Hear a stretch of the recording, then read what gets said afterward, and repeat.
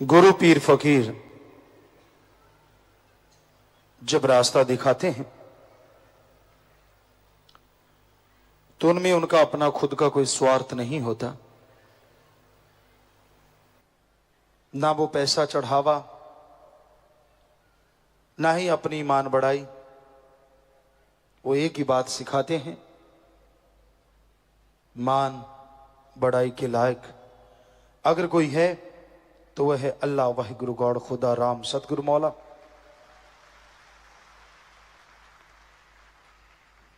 और वो अल्लाह, वो वही गुरु, वो राम, वो गॉड सबके अंदर रहता है।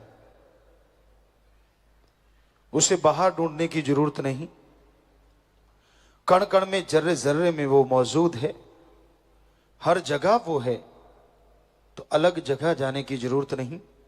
हां, सत्संग हमारे धर्मों में लिखा है, आना जरूरी है।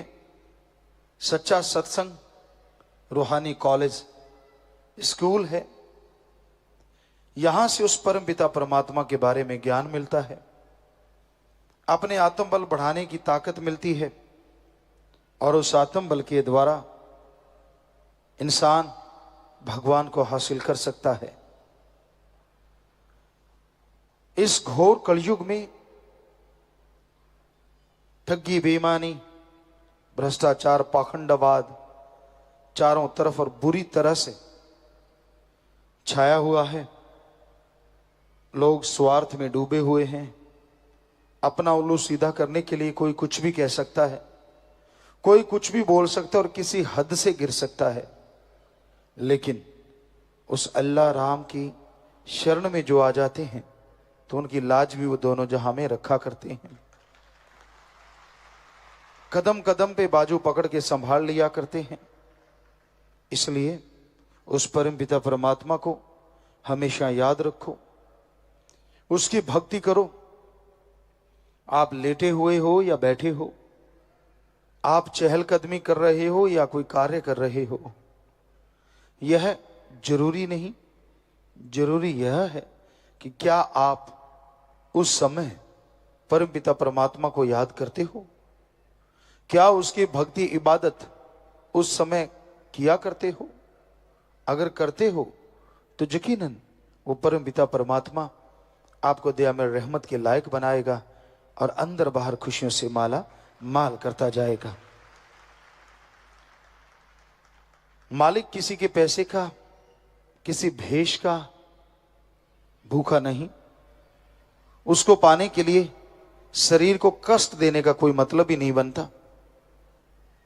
कहीं आप धूप में खड़े रहो, कहीं सिर पे पानी डलवाओ या आग के पास बैठो, ऐसा कहीं भी लिखा हुआ नहीं।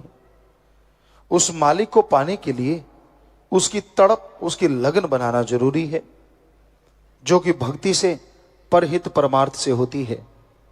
आप भक्ति करें, दीन दुखियों की मदद करें, यकीनन आपके अंदर तड़प, लगन बन जाएगी, जिसके द्वारा आप परम पिता परमात्मा के दर्शन कर सकते हैं, उसकी दया में रहमत, कृपा दृष्टि को पा सकते हैं। किसी ढोंग, किसी पाखंड में पड़ने की जरूरत नहीं। इसलिए ढोंग से, पाखंड से बाहर आओ, उस परम पिता परमात्मा का नाम जपो, उसकी भक्ति इबादत करो। उसकी भक्ति इबादत करने से, उसका नाम लेने से अंतःकरण में वो शक्तियां अपने आप जाग उठती हैं जिनसे परम पिता परमात्मा के नजारे मिलते हैं। सो अपनी भावना को शुद्ध करो, और भावना को शुद्ध करने के लिए आप घर परिवार में रहते हुए, काम धंधा करते हुए, बिना कोई चढ़ावे के, बिना कोई दिखावे के, गुरु मंत्र, नाम दीक्षा, कलमा, मेथड ऑफ मेडिटेशन का जाप करते रहो। यानी भगवान के वो शब्द जिनका जाप करने से आपके अंदर आत्मबल आएगा।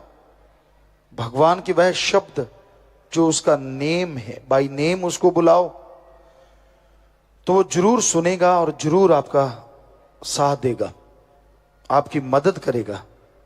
वो किसी भी चीज का भूखा नहीं। जरा सोचिए, जो मालिक हमें बना सकता है, हमारा ही बनाई चीजें उसके लिए क्या बड़ी चीज है। क्योंकि इंसान को बनाना कोई खेल नहीं।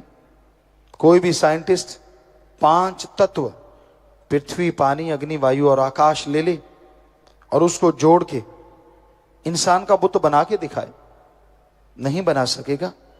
तो सोचने वाली बात, वो भगवान जिसने हमें बनाया है, हम उसे क्या दे सकते हैं? उससे तो मांगना है, और मांगने का तरीका सही हो। और वो कोई फीस नहीं लेता, कोई चढ़ावा नहीं लेता, कोई ढोंग ढकोसले से उसको नहीं पाया जा सकता। अभ्यास करो, अंदर एक तड़प, लगन लगेगी, और उस लगन से ही उसको और उसकी शक्तियों को हासिल किया जा सकता है। यही आदिकाल से रीत रही है। लेकिन लोग इस कलयुग में बहुत पाखंड धारण कर लेते हैं। पर संतों ने लिखा है, पाखंड में कछु नाही साधो, पाखंड में कछु नाही रे, पाखंड या नर भोगे 84 खोज करो मन माही रे। पाखंड ढोंग करने से किसी को कुछ हासिल नहीं होता। पाखंड करने वाला तो खुद जन्म मरण के चक्कर में उलझा रहता है। अरे उसको पाना चाहते हो, उसकी शक्तियों को हासिल करना चाहते हो, तो वो आप सबके अंदर मौजूद है, कण कण में, जर्रे जर्रे में मौजूद है। बस उसको बुलाने का तरीका आना चाहिए। उसका नाम सीख लो जिसपे कोई दाम नहीं लगती। संत, गुरु, पीर, फकीर, उसका नेम, उसका मंत्र बिना किसी दाम के, बिना कोई दिखावे के, बिना धर्म परिवर्तन के बताते हैं। सभी धर्म को मानने वाला इंसान है, और मालिक ने इंसान को बनाया, इंसान ने धर्मों को बनाया। और धर्म जोड़ते हैं, तोड़ते नहीं। धर्मों का मकसद जोड़ना है, इंसान को इंसान से और इंसान को भगवान से। जो भक्ति करते हैं, जो लगन से उसे याद करते हैं, उन्हें भगवान मिल भी जाया करते हैं, और उनके गम, दुख, दर्द, चिंताओं से निकलने का रास्ता भी जरूर बता दिया करते हैं। तो इसलिए दृढ़ यकीन के साथ, बुलंद हौसले के साथ इस घोर कलयुग में मालिक के उस पाक पवित्र रास्ते पे चलते जाओ। यकीन मानो वो आपको मिलेगा और आपके गम, दुख, दर्द, चिंताओं को मिटा डालेगा।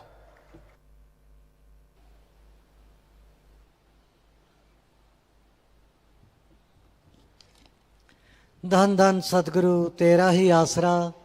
सतगुरु जी की प्यारी साध संगत जी, सतगुरु जी के पावन चरण कमलों में ध्यान एकाग्र करते हुए आप सभी ने सुमरण करना है जी। जिन्होंने नाम शब्द गुरमंत्र धन सतगुरु तेरा ही आसरा। सभी साध संगत जी से निवेदन है कि मेरा चैनल जरूर सब्सक्राइब करें जी। धन धन सतगुरु तेरा ही आसरा।